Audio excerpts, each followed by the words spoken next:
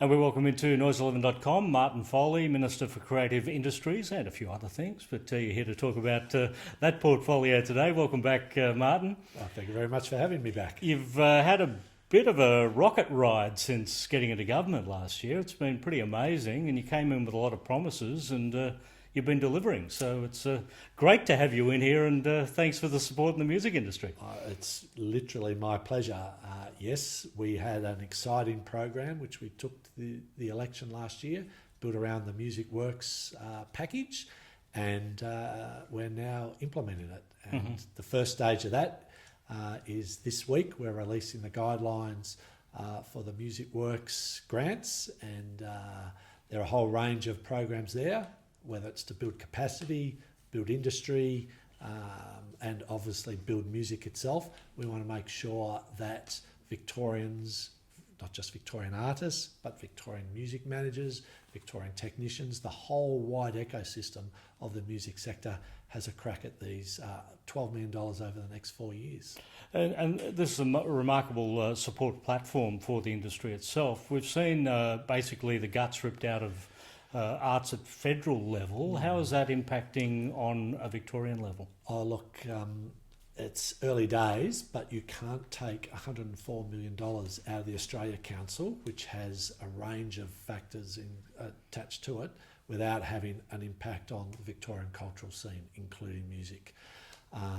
We don't know what the full implications of those will be, but we do know that creative communities are already scaling back their plans. We do know that the Australia Council has counselled a funding round due this month, and we know that 31 cultural organisations across this state have been told that they will have funding cuts. Mm-hmm. So with the Music Works program then, we see a support, I guess, for recording distribution, for the artist management. At what level does it work? Is it all based on a local level? Is it based on getting the artists to put their infrastructure together so that tourism and also export is taken care of? It'll operate across a range of different levels, Paul. We want to not be prescriptive. We want the musicians, we want the music industry managers, the technicians, those people planning careers to tell us what they need to make their career work. We want to know what it is that's going to be needed, not just to create great music, but to have sustainable jobs and businesses in this sector. So whether it's someone wanting to take the first step for creating their own music, or whether it's someone wanting to act as a manager to take tours, whether it's regionally, across Australia, internationally, or whether it's about the technical support.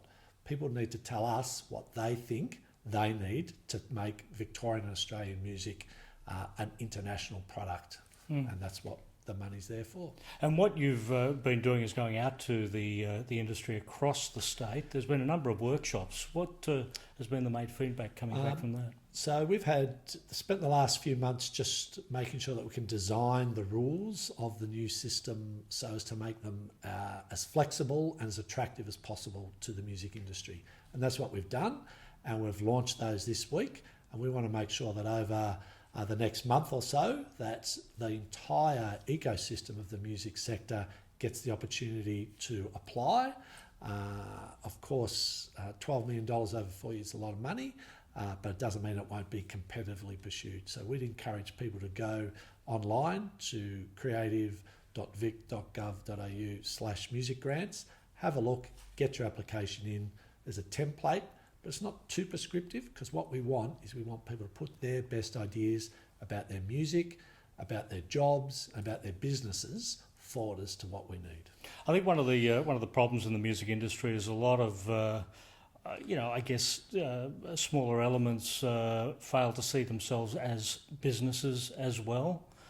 Is part of this about looking to the individual organisations and seeing how they operate as businesses so that they can generate the revenues for the state of Victoria? Of course it is, and for themselves, obviously. You've got to have the cultural content, you've got to have the music, you've got to have the core of what it is that makes the sector interesting and viable. But you've also got to have support for making a living. You've got to have support to sustain your business, to sustain your creativity. And that's really what this is about. This is part of our broader approach that we see the cultural content of so many different sectors, including the music sector, as the heart of what can be Victoria's creative industry and cultural economy future. That we already know that music is a major contributor to Victoria's economic well-being as well as our diversity. But it can be even more if we just give it a little bit of a push along, if we just give it the support that we know it's screaming for.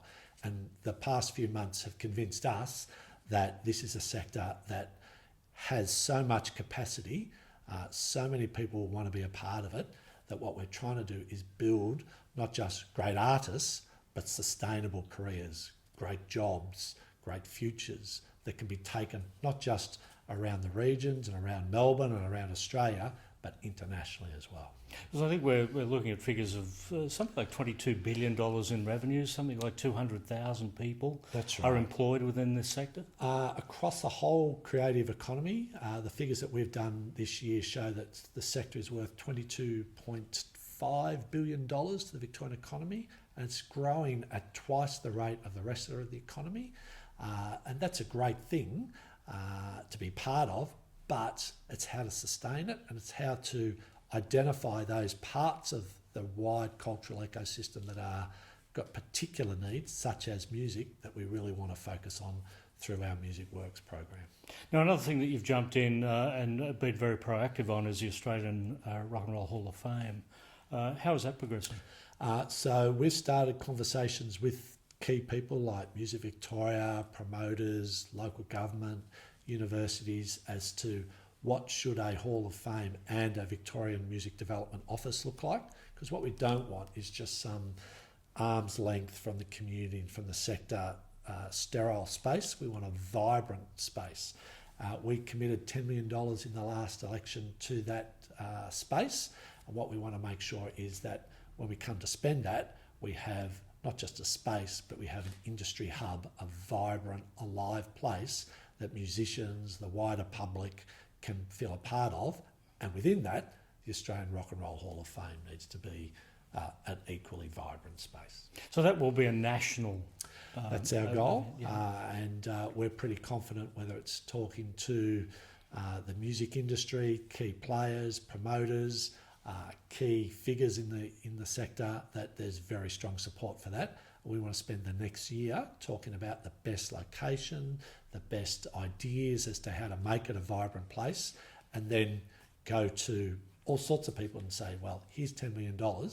What do you think is the best options in which we can make the Hall of Fame and the Victorian Music Development Office an integrated, vibrant thing? Now, the Andrews Labor government has been crucial into reintroducing Victoria Rocks. How does Victoria Rocks fit into everything that's going along? It will be a part of the Music Works program. So Victoria Rocks was, together with Freezer Central and a few other programs, got rid of under the former government. We think that was a very short-sighted move that needed to be challenged, and we want to make sure that there is direct money available to start-up artists, to touring, to quick turnaround grants, and a whole range of things that will make sure that Victorian musicians and the ecosystem that surrounds Victorian musicians can get access to sometimes not a lot of money that's needed just to give them that kick along. And we think the Victorian Music Works program, which will have a series of subcomponents to it, including the Victoria Rocks, will be an important part of that. Now you're the clever one who can rattle off the URL, so I'll look at you for that again. So if you go to www.creative.gov.au/music grants, and that's now up online. Applications are open until the 12th of August, and we'd be wanting to make sure that as many people as possible put their best foot forward. We're sure it'll be competitive. I'd love to say everyone will get across the line, but of course in a competitive field sometimes that's not the case. But what we can assure people is that over the next 4 years there's $12.2 million of new money there to lever off developing Victoria's music industry. Martin, thanks for coming in, sharing your thoughts, and this magnificent project with Music Works for the state of Victoria. Martin Foley here at noise11.com. Thanks, Paul.